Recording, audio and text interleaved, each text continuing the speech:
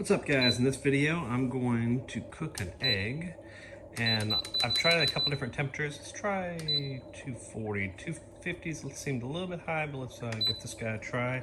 I've done searing of a steak, amazing, way better. I have the diamond version as well. I definitely, if you're doing a lot of searing of meat, get the titanium version. It goes up to 575 instead of 500, which makes all the difference in the world.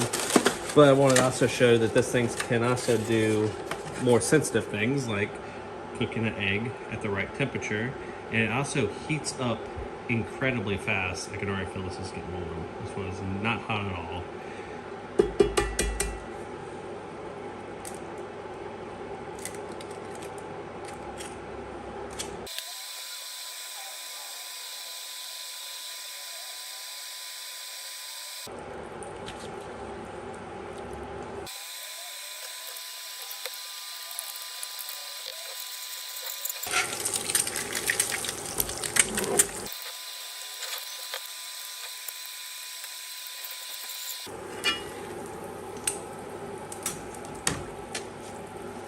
There it is. Egg making machine, as well as a great searing machine. Alright guys, hope you liked the video. We'll see you in the next one.